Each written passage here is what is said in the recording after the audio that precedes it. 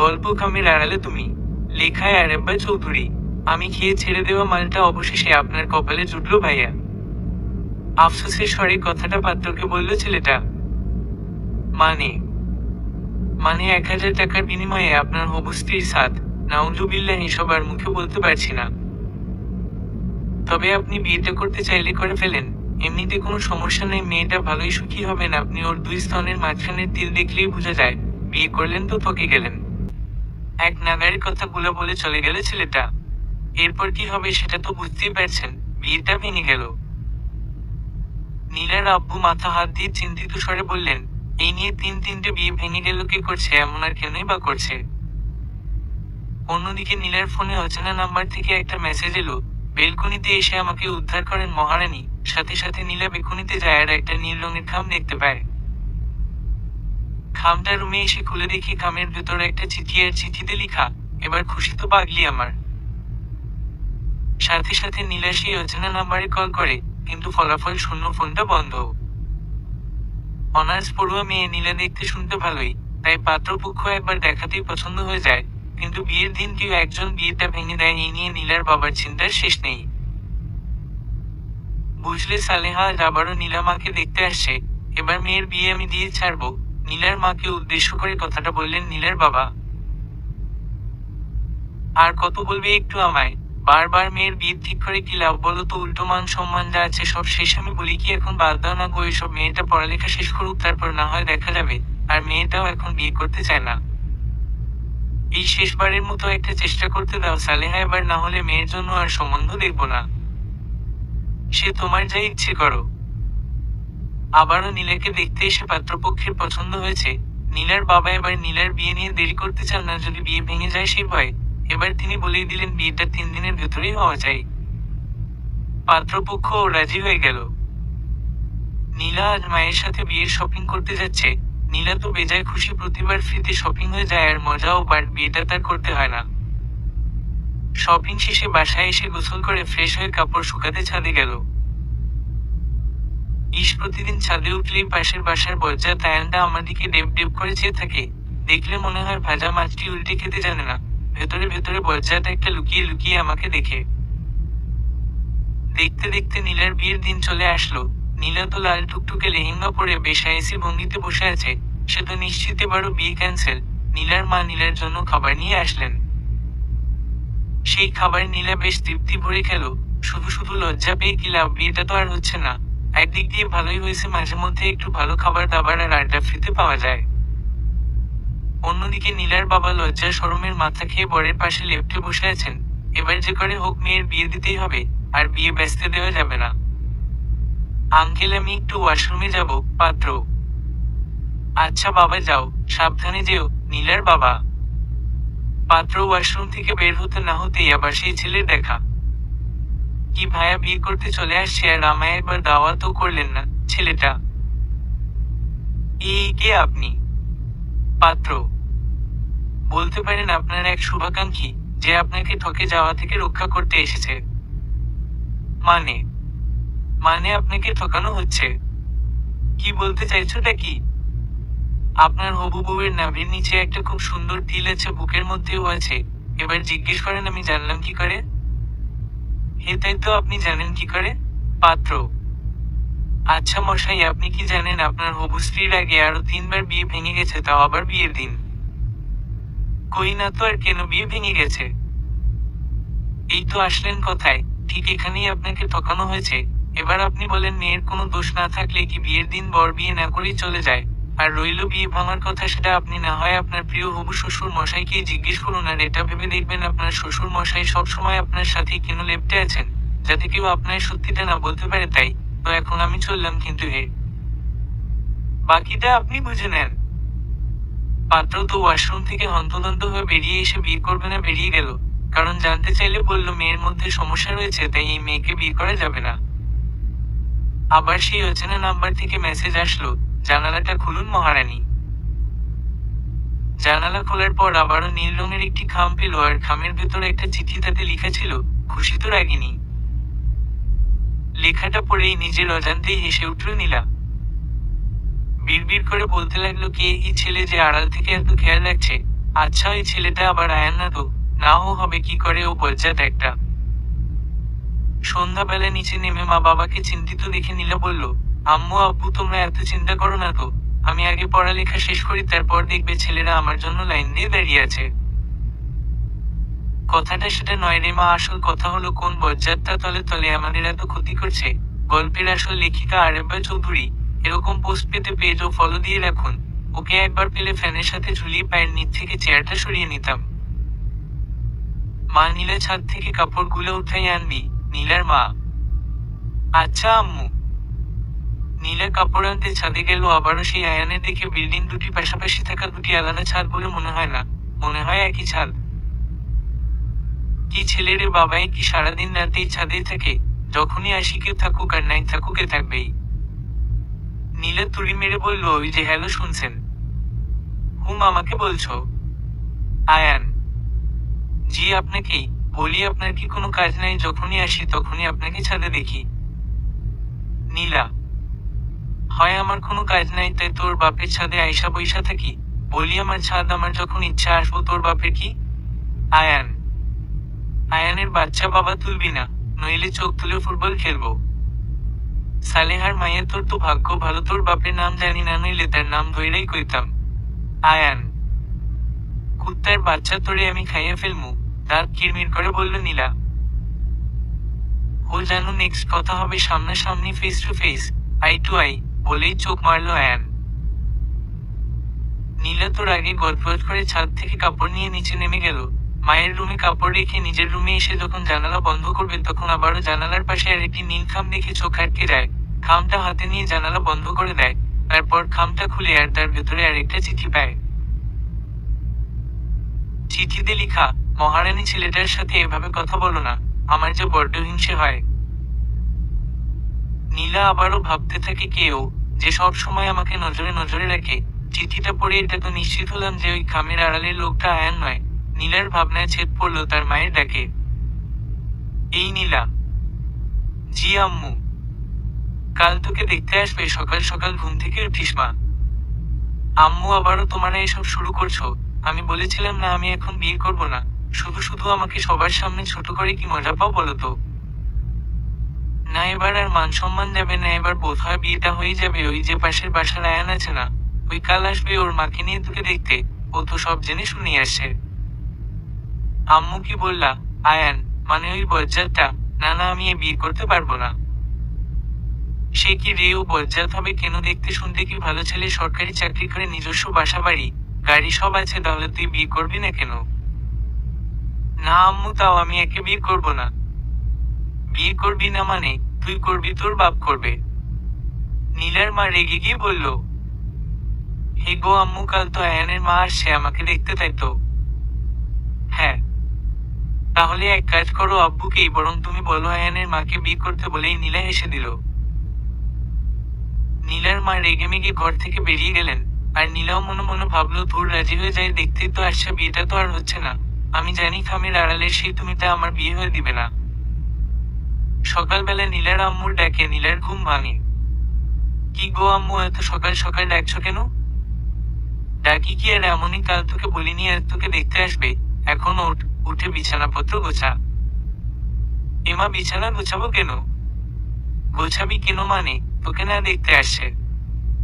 আম্মু, আয়ান নাকি আমাকে দেখতে আসছে নাকি বিছানা? তোর সাথে এত কথা পারবো না, তোর ইচ্ছে হলে গোছাইস। আমি গেলাম ওদিকে, অনেক রান্না বান্না বাকি আছে। আজও ওরা আমাকে দেখতে আসছে নাকি খেতে আসছে বুঝলাম না। দেখতে দেখতে দুপুর হয়ে গেল। নীলার মা আর বাবা মিলে সবকিছু একদম গোছগাছ করে পিনপিনে। এরই মধ্যে আয়ানা চলে আসলো। আয়ানের মায়ের তো খুব পছন্দ হয়েছে নীলাকে। তিনি তো বলেই বসলেন, আপনাদের আপত্তি না থাকলে মেয়ে আমি আজই নিয়ে যাব। বৌমা করে নয়, বরং আমার বাড়ির মেয়ে করে। নীলা বাবা মায়ের একমাত্র মেয়ে হওয়ায় এমন করে বিয়ে দিতে তার বাবা নারাজ। কিন্তু মা রাজি হয়ে গেলেন। আবার যদি বিয়ে ভেঙে যায় সেই ভয়। নীলার বাবা নীলার মাকে আড়ালে নিয়ে বললেন, এবার আর নীলার বিয়ে ভাঙবে না। আয়ানকে তিনি কিছুতেই একা ছাড়বেন না, প্রয়োজন হলে আয়ানের সাথেই তিনি ওয়াশরুম অব্দি যাবেন। নীলার মা যেন হাঁপ ছেড়ে বাঁচলেন। নীলার মা বাবার কথা অনুযায়ী তারা 7 দিন পর নীলার বিয়ে ঠিক করলেন। বিয়ের ডেট ঠিক করে আয়ানরা চলে গেল। যাওয়ার সময় আয়ান নীলার কানে ফিসফিস করে বলে গেল, একবার তো বিয়েটা হোক, তারপর দেখবে এতদিনের গালাগালি সব শুধু আসলেও শুরু করবো। কিছুক্ষণ পর নাম ঠিকানাহীন একটা পার্সেল এলো। উপরে শুধু নীলা দেখাছিল। রুমে যেয়ে নীলা ভাবতে থাকে কে দিতে পারে এই গিফট বক্স। ভাবনার মধ্যে মোবাইলটা টুন শব্দ করে বেজে ওঠে। সেই অচেনা নাম্বার থেকে মেসেজ আসলো। কি এত ভাবছো বলতো, একবার খুলে তো দেখো। নীলা পার্সেলটা খুলে দেখে তাতে রং বেরঙের অনেকগুলো চুড়ি আছে, আর তার পাশে ছোট্ট একটা চিরকুট। চিরকুটটা হাতে নিয়ে দেখে তাতে লেখা, তুমি কি আমাকে ভালোবাসো? ভালোবাসলে একটা চিরকুটে তোমার উত্তর লিখে ঘড়ির মাধ্যমে উড়িয়ে দাও, আমি বুঝে নেব। নীলা আবারও ভাবনায় ডুবে যায়। সম্পূর্ণ অজানা অচেনা অদেখা লোককে কি ভালোবাসা যায়? সে কি উত্তর দিবে এই চিঠির? অবশ্য যে আড়াল থেকে এত খেয়াল রাখছে সে খারাপ হবে না নিশ্চয়ই। তাহলে কি বলেন ঘড়িটা উড়িয়ে ফেলি? বিকেল বেলায় নীলা দোকান থেকে একটা ঘড়ি কিনে বাসায় নিয়ে এসে একটা চিঠি লিখে সেই ঘড়ির সাথে বেঁধে ছাদে নিয়ে গেল। যেই ঘড়ি উড়াবে অমনি পাশের ছাদ থেকে নীলাকে উদ্দেশ্য করে আয়ান বলে উঠল, এরে নাহিদ, আমার বউ মানে তোর ভাবিকা আর আকাশে ঘুড়ি উড়ায় রে? জানি না ভাইয়া, নাহিদ। আরে ওই বজ্জাত, আজ আবার এই বলদটাকে কই থেকে জোগাড় করে আনলি? অবশ্য বজ্জাত যেখানে বলদ তো সেখানেই থাকবে, ওইসব জোগাড় করতে হয় না। নীলা। নাহিদ ঢিল মাইরা, তোর ভাবির ঘুড়ি ফুটো করে দে। আয়ান। আহ! ব্যথায় কুকিয়ে ওঠে নীলা। ভাইয়ের ঘুড়ি ফুটো করতে যাইয়া ভাবির মাথা ফুটো কইরা ফেলছি। নাহিদ। শুয়োর, আমার কলিজায় হাত দিলি কেন? এক্ষুনি মেডিসিন নিয়ে আয়। আয়ান। তোর মেডিসিন তোর বাপের মাথায় মার হারামি। বলেই নীলা কেঁদে নিজের রুমে চলে গেল। ফোনে আবারও মেসেজ আসলো, সরি, আমার জন্য তুমি ব্যথা পাইছো। এটা হবে জানলে আমি তোমায় ঘুড়ি উড়ানোর কথা কখনোই বলতাম না। মেসেজটা পেয়ে নীলার মন যেন এক নিমিষেই ভালো হয়ে গেল। অন্যদিকে আয়ান নীলের জানালায় একটার পর একটা ঢিল মারছে। এই কি সমস্যা? কি আপনার হুম? মাথায় ব্যথা দিয়ে শান্তি হয়নি বুঝি? এখন আসছেন আমার জানালার কাঁচ ভেঙে আমার শান্তি নষ্ট করতে? এমনিতেই ছিলাম কি রোমান্টিক ভাবনার মধ্যে, দিলিতে জল ঢেলে। এক্ষুনি ছাদে এসো। আয়ান। আসবো না? কি করবি? নীলা। আসো বলছি। তোমার মেডিসিন লাগাতে হবে তো? লাগবে না আমার মেডিসিন, তুই যা তো বজ্জাত একটা। ঠিক আছে, আসতে হবে না। আমি আবার কারোর সাথে জোর করে কিছু করতে চাই না।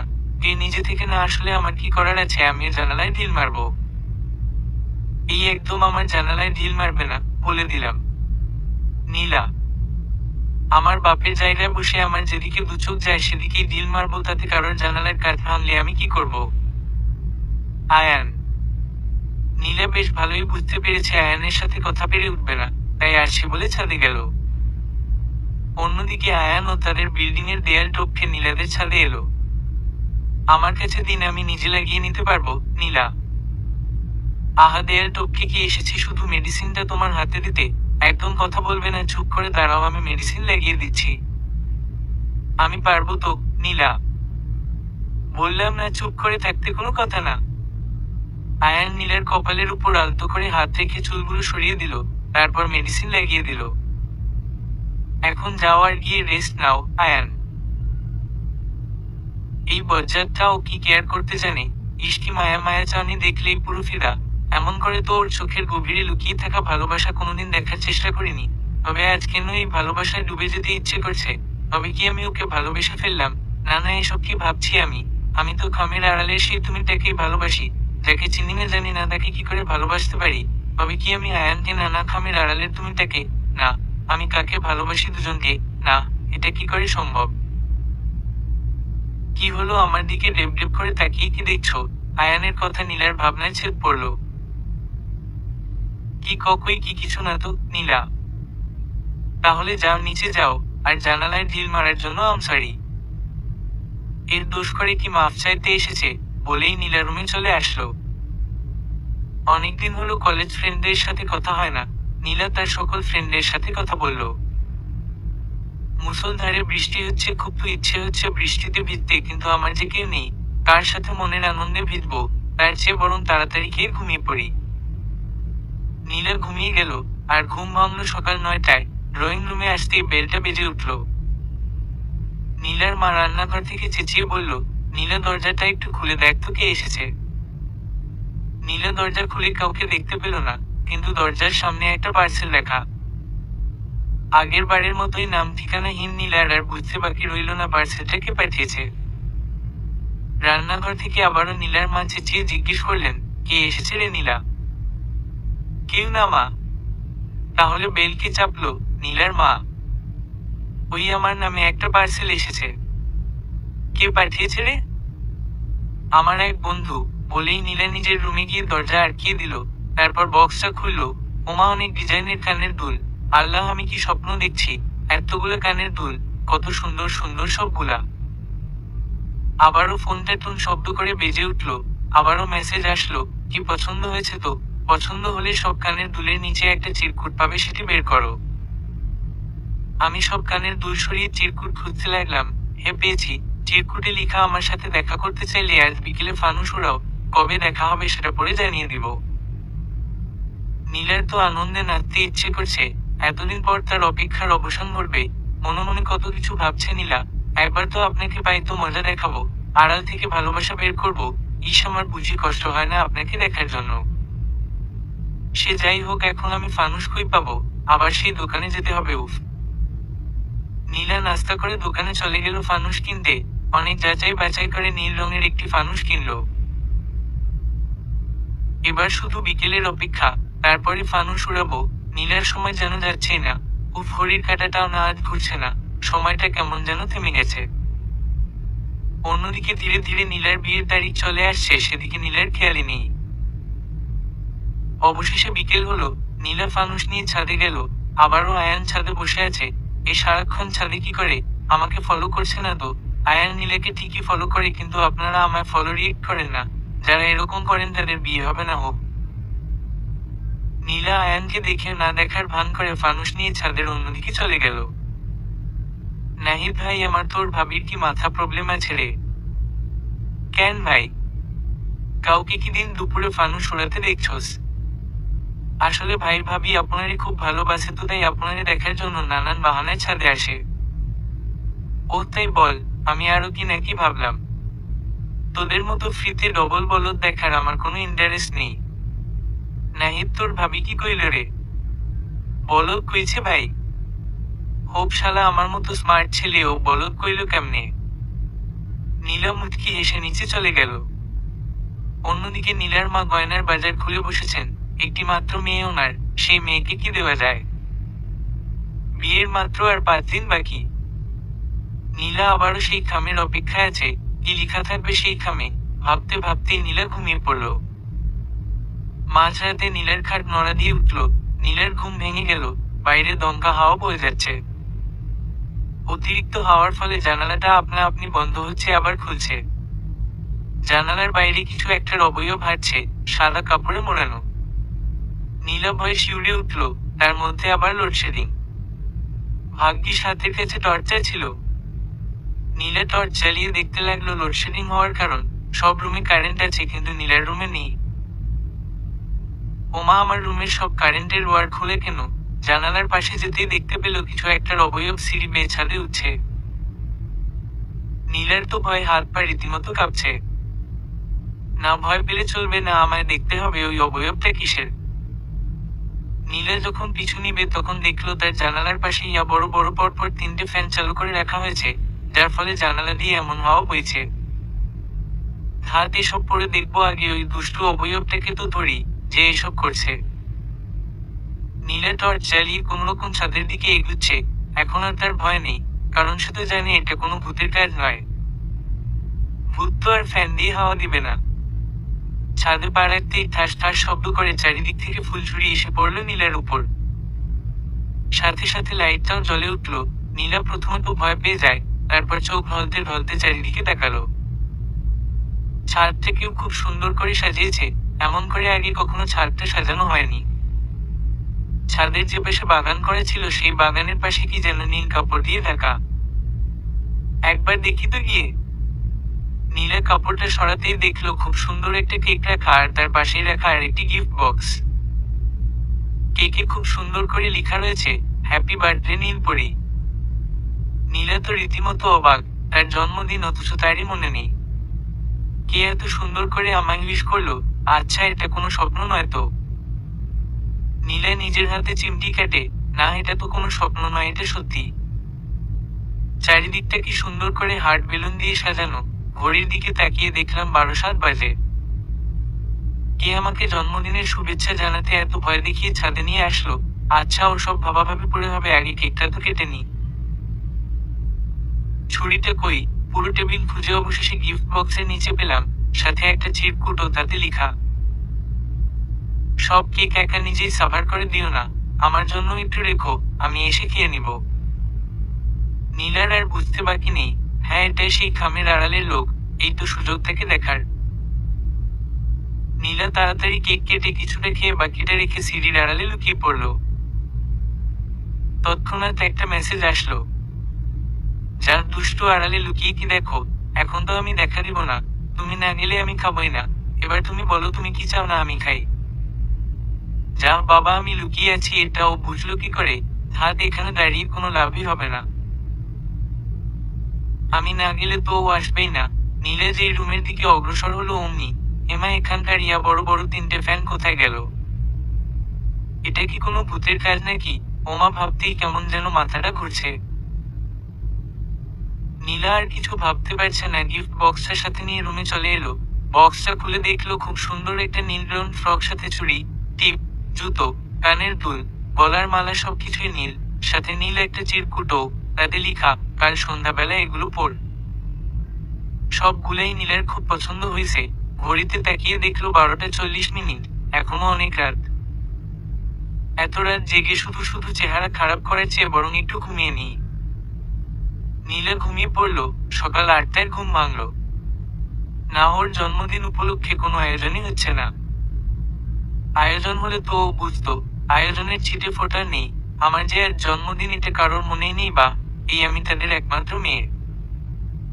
বাইরের মানুষটি কি আমার জন্মদিনের কথা মনে রাখে? এই রাগ মায়ের উপর ঝাড়ল নীলা। শুধু শুধু মায়ের সাথে ঝগড়া করে দরজা বন্ধ করে বসে আছে নীলা। হঠাৎ ফোনটা বেজে উঠল। কল রিসিভ করতেই ওপাশ থেকে শোনা গেল, নীলা, তোমার নানি খুব অসুস্থ বোধ হয়, আর বাঁচবেন না, তোমরা তাড়াতাড়ি চলে আসো তোমার নানু বাড়ি। নীলা দৌড়ে তার আম্মুর কাছে গেল আর সবটা বলল। নীলার মা কথাগুলো শুনে তাড়াতাড়ি করে নীলার আব্বুকে ফোন দিয়ে বললেন, উনি যেখানেই থাকেন না কেন তাড়াতাড়ি গাড়ি নিয়ে যেন বাড়ি চলে আসেন, এক্ষুনি তাদের নীলার নানু বাড়ি যেতে হবে। মিনিট 20-1-এর মধ্যে নীলার বাবা গাড়ি নিয়ে চলে আসলেন, রওনা দিলেন নীলার নানু বাড়ির উদ্দেশ্যে। নীলার মুখ দিয়ে কোনো কথা বের হচ্ছে না। ওর নানু ওকে খুব ভালোবাসেন, আর নীলাও। নীলা গাড়ির মধ্যে প্রার্থনা করেই চলেছে। ঘন্টা খানিক পর তারা তাদের গন্তব্যে পৌঁছালো। দিন দুপুরেও বাড়িটি কেমন শুনশান নিস্তব্ধ, যেন ভেতরে কেউই নেই। আস্তে আস্তে নীলারা ভেতরে ঢুকলো। কি আশ্চর্য, দিন দুপুরেও বাড়িটা এমন অন্ধকার কেন? মনে হচ্ছে এটা কোনো ভূতের বাড়ি। ওই বুড়ো বুড়ি কই গেল আম্মু? বুড়িটার কিছু হয়ে যায়নি তো? আমি বলেই টলমল চোখে মায়ের দিকে তাকালো নীলা। দাঁড়া, আমি লাইটটা আগে জ্বালিয়ে নিই, পরে দেখছি। নীলার আম্মু লাইট অন করতেই একসাথে সবাই হ্যাপি বার্থডে বলে চিৎকার দিয়ে উঠল। নীলার চারপাশে আয়ান, আয়ানের আম্মু, নীলার নানা নানি সহ নীলার বন্ধু বান্ধব, সবাই, সাথে নীলার মা বাবাও। নীলা তার নানুকে সুস্থ দেখে যেন হাফ ছেড়ে বাঁচল। এসব কি হচ্ছেটা কি আম্মু? এইভাবে কেউ উইশ করে? আমি টেনশনে পুরো যায় অবস্থা, আর তোমরা মজা নিচ্ছ। আমাকে জন্মদিন সেলিব্রেটের জন্য এখানে নিয়ে আসছো, সেটা আগে বললে কি হতো? আগে বললে সারপ্রাইজটাই তো থাকতো না। আয়ান, এই সব বুদ্ধি আয়ানের, আমরা কিছু জানি না। নীলার মা, ভোর এই দিনটা সেলিব্রেট না করে তোমার চোর পুলিশ খুঁজতে লেগে গেছো। আগে কেকটা তো কাটো, তারপর জমিয়ে খাওয়া দাওয়া করবো, কি বলেন আঙ্কেল? আয়ান, একদম। নীলার বাবা।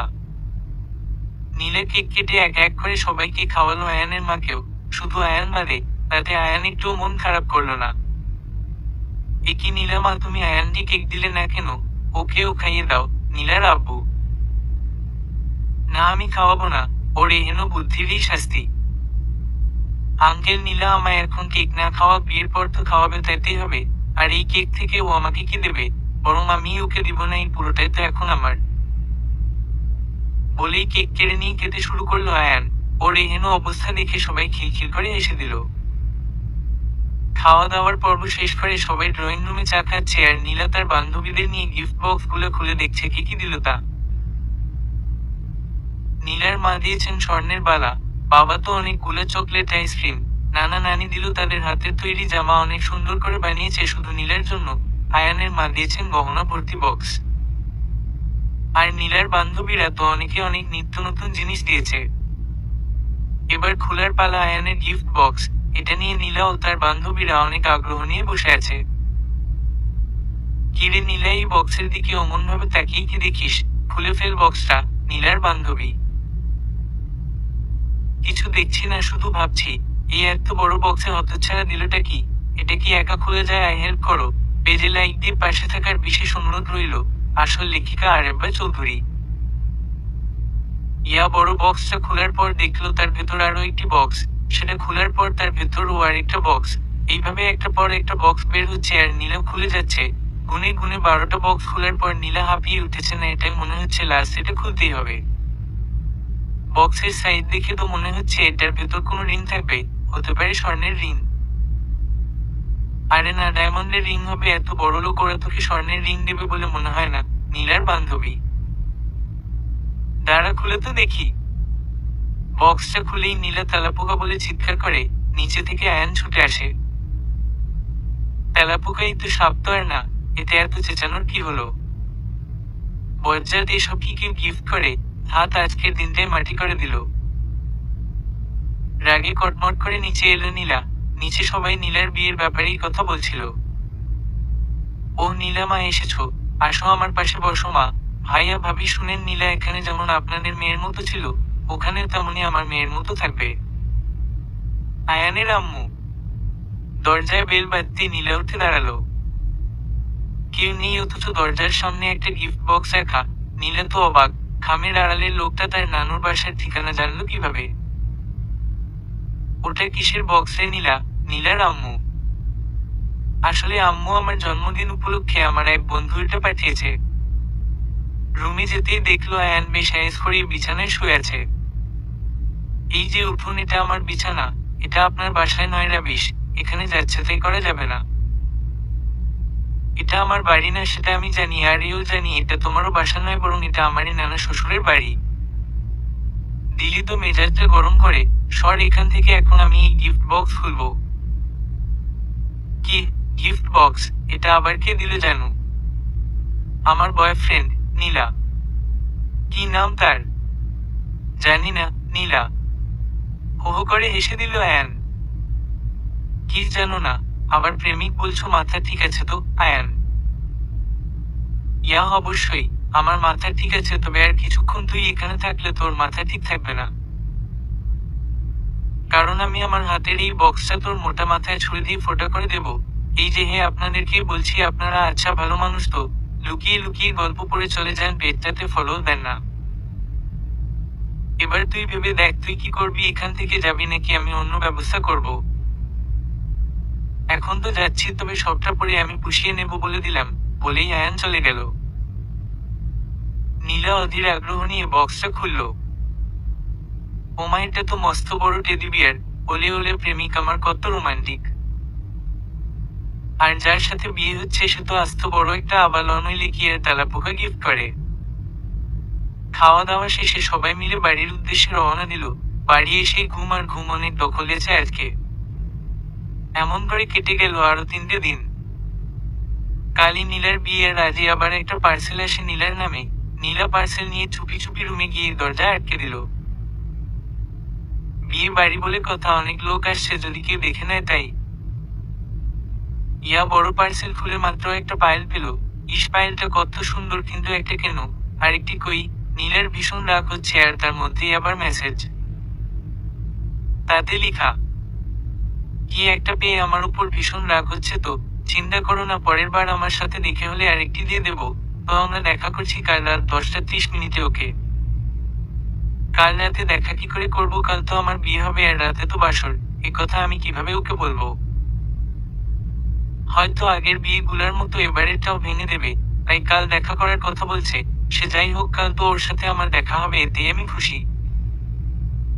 আজ নীলার হলুদ সন্ধ্যা। আয়ানের ইচ্ছে দুজনেরই একই বাড়িতে এই অনুষ্ঠান হবে। তাই কেউ আর না করেনি। পাশাপাশি বসে আছে আয়ান আর নীলা। আয়ান যেন কার সাথে চ্যাটিং করছে আর মুটকি মুটকি হাসছে। নীলার তো খুব রাগ হচ্ছে, কালই আমাদের বিয়ের আজ কি না ও অন্য মেয়ের সাথে চ্যাটিং করছে। সে যাই হোক, আমার এতে খারাপ লাগছে কেন, আমার তো আর কাল ওর সাথে বিয়েটা হচ্ছে না। নীলার ভাবনায় ছেদ পড়লো কারোর মেসেজের আওয়াজে। সেই অচেনা নাম্বার থেকে এসেছে, তুমি আমার মানে শুধুই আমার, তুমি অন্য ছেলের পাশে বসেছো কেন মহারানী। নীলা মেসেজ পড়ছে আর আয়ান নীলার দিকে তাকিয়ে আছে। নীলার ঠোঁটের কোনায় এক মুঠো হাসি লেগে রয়েছে। আয়ানকে ঘায়েল করার জন্য এই হাসিটাই যথেষ্ট। কার কথায় আমার বউটা হেসে উঠল তীক্ষ্ণ দৃষ্টিতে তাকিয়ে। কথাটা শুনেই নীলার ধ্যান ভাঙল। মা, আমার কেমন মাথা ঘুরছে, আমার ভীষণ ঘুম প্রয়োজন। নীলা। আয়ানের মুখে যেন বিষণ্ণতা চেয়ে গেছে। নীলার কানের কাছে গিয়ে বলে, নীলা কোনো নাটক করো কেন প্লিজ, এই হলুদ সন্ধ্যা নিয়ে আমার অনেক স্বপ্ন, সেটা ভেঙে দিও না। আয়ানের কথায় একটা মায়া মায়া কাজ করছিল, তাই আর নীলা না করতে পারেনি। নাচ গান হই হুল্লোড়ে বেশ ভালোই হলুদ সন্ধ্যা কাটলো। রাতের ডিনার শেষ করে সবাই নিজ নিজ রুমে ঘুমাতে চলে গেল। সকালে অনেক কাজ তাই। সকালবেলা নীলার ঘুম ভাঙল। জানালা খুলতেই মিষ্টি রোদ এসে নীলার মুখের ওপর ছড়িয়ে পড়ল। আহা কি সুন্দর সব। কথা শেষ করার আগেই জানালার পাশে একটা ফুলের তোড়া দেখতে পেল। আর এটা কি কে রেখেছে? সাথে একটা কাগজে লেখা, রোজ সকালে এভাবেই তোমার ঘুম ভাঙাবো। নীলা হেসে দিল। সত্যি কত ভাগ্য করে এমন একটা প্রেমিক পেয়েছি। ফ্রেশ হয়ে নিচে যাবে তার আগেই নীলার মা ব্রেকফাস্ট নিয়ে হাজির। আয় আমি তোকে খাইয়ে দেই, বিয়ের পর ও বাড়ি চলে গেলে তো আর খাওয়াতে পারবো না, বলেই আঁচলে চোখ মুছলেন নীলার মা। ও মা, শুরু করে দিলে তো, মনে হচ্ছে আজই যেন বিয়ে হয়ে যাচ্ছে। তো আজ বিয়ে না, তোকে তোকে কনে দেখতে আসছে। নীলার মা। হতেও তো পারে আগের বারের মতো বিয়েটা এবারও ভেঙে গেল। ওসব অলক্ষণে কথাবার্তা আর মুখেও আনবি না। আচ্ছা দাও, আমি খেয়ে নিচ্ছি, তুমি যাও। অতঃপর নীলার মা চলে গেলেন আর নীলা অল্প একটু খেলো। নীলা, এখন বেশি খেলে চলবে না, একটু পর তোমার পছন্দ চিকেন রান্না হবে, সেটাই তুমি পেট পুড়ে খাবে। নিজেই নিজেকে বিড়বিড় করে বলতে লাগলে নীলা। পার্লার থেকে লোক এসেছে নীলাকে সাজাতে। এই যে সুন্দর করে সাজাবেন যাতে সেলফিটা ভালো হয়, পার্লারের লোকদের উদ্দেশ্যে নীলা বলল। Okay ma'am. নিচে থেকে আওয়াজ ভেসে আসছে, বর এসেছে, বর এসেছে। বাব্বা, বেডার দেখছি আর তরস হয়েছে না, বিয়ে করতে চলে আসছে। নীলা। নীলার মা তাড়াতাড়ি করে আবার দুপুরের খাবার নিয়ে আসলেন। নীলা খেয়ে নে, মাত্র বাবা পাত্রপক্ষকে খুব তাড়া দিচ্ছে, এক্ষুনি বিয়ে পড়াতে কাজে চলে আসবে। মা, দুইটা মাত্র লেগ পিস আনছো, আরো কয়টা আনতে পারো নাই? লজ্জা শরমের মাথা খাস না নীলা, আজকে তোর বিয়ে। নীলার মা। আম্মু, এরকম দিন আমার জীবনে কত এলো আর কত গেল, এখন কি আমায় রোজ রোজ লজ্জা পেতে হবে নাকি?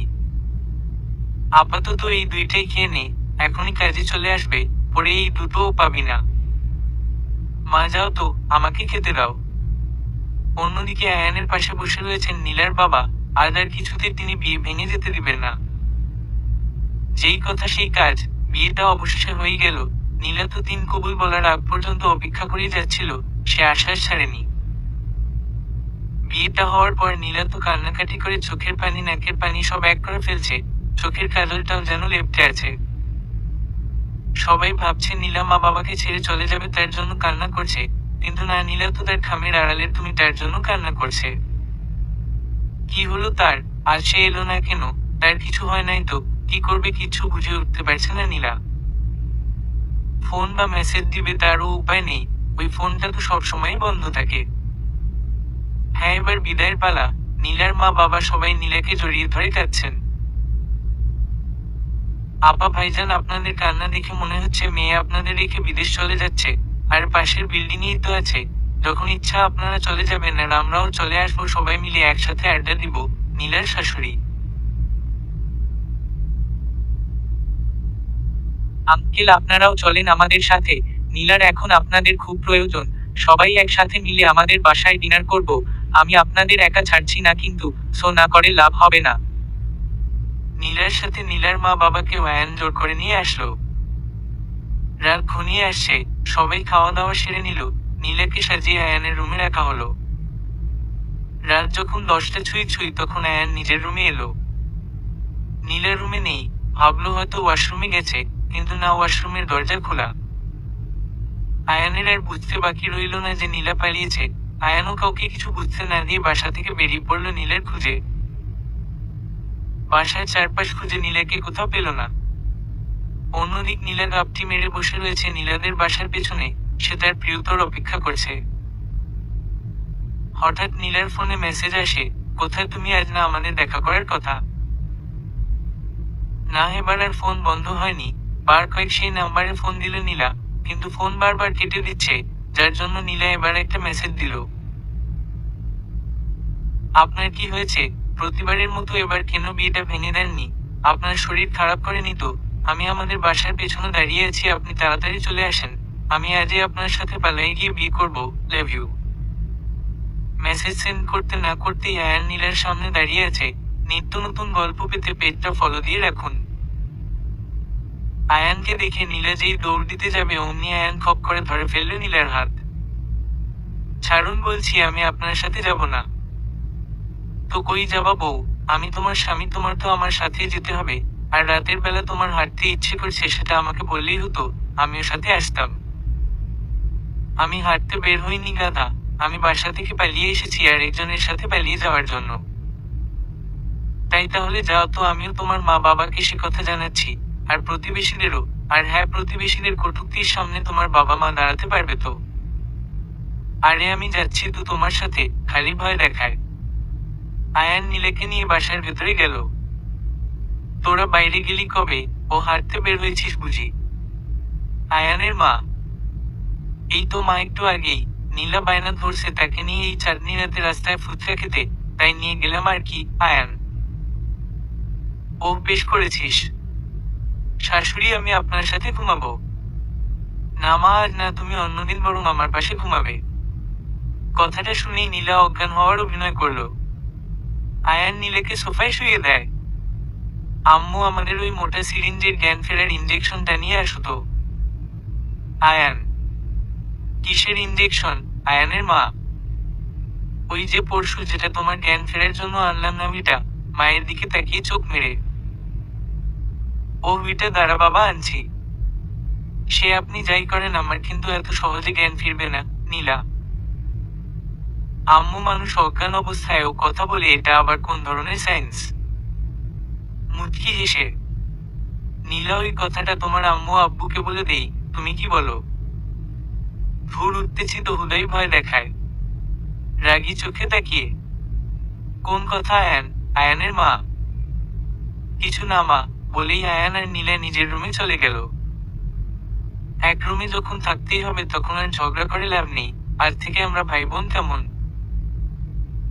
কি ভাই বোন? আরে ওই, আমার কি বোনের অভাব পড়ছে নাকি রে? আর অভাব পড়লেও প্রয়োজনে দত্ত কানবো তো তোরে না। আর হে, কখনো কি শুনছস জামাই রে কেউ ভাই বানাইতে?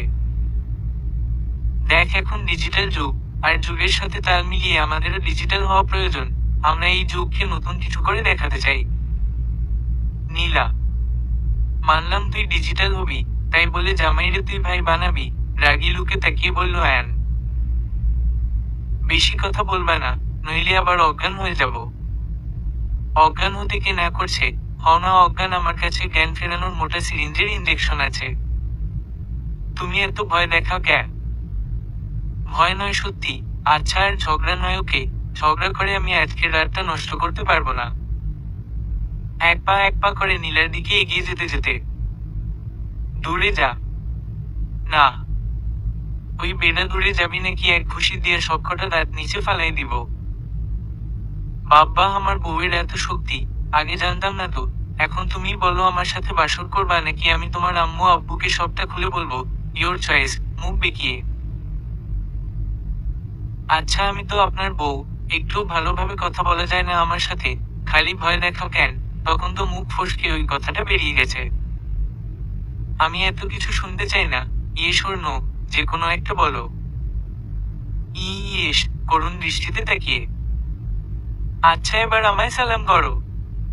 পারবো না। আবার। করছি তো। চলো এবার নামাজ পড়ে নিই। আয়ান, তুই নামাজ পড়তেও পারিস, আবার তুই তুকারি করে ডাকবো নাকি তোমার আম্মুরে? না মানে আপনি নামাজ পড়তে পারেন, বেশি কথা বলো না, এসো নামাজ পড়ে নেই। কোন ওয়াক্তে নামাজ পড়ব? জিজ্ঞাসু দৃষ্টিতে। নফল নামাজ। ও আচ্ছা। দুজনে মিলে নামাজ পড়ে নিল।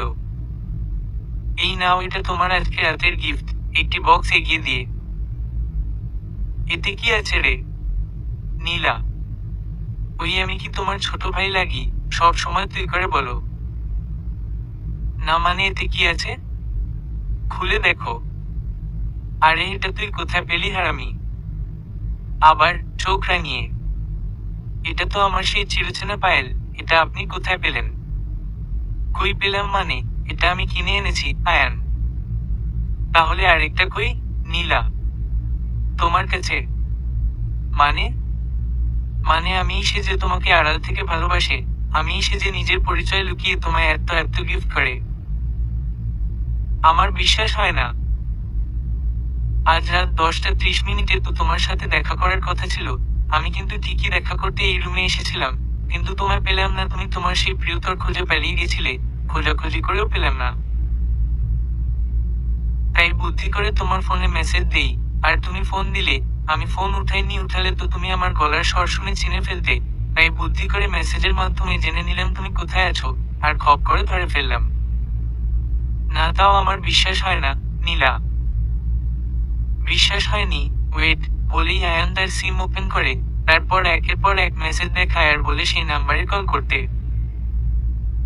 আয়ানের কথা অনুযায়ী নীলা সেই নাম্বারে কল করে আর আয়ানের ফোনটা বেজে ওঠে। এত লুকোচুরি করার দরকারটা কি ছিল শুনি নীলা? লুকোচুরি যদি না করতাম তাহলে কি আজকের দিনটা দেখতে পেতাম? আর তুমিও কি আজ যে এক্সাইটেড, ভালোবাসার যে ফিল সেটা বুঝতে পারো তা?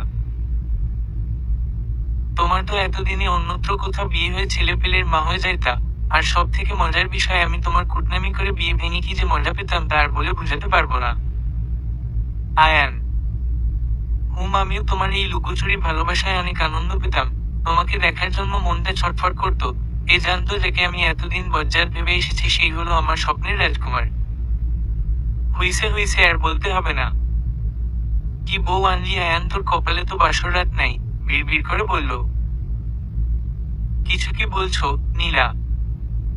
না আন্টি, ভাবছি আপনার চরণে মাথা ঠেকিয়ে বলি আপনার বিয়ে করা আমার 7 জন্মের ভুল।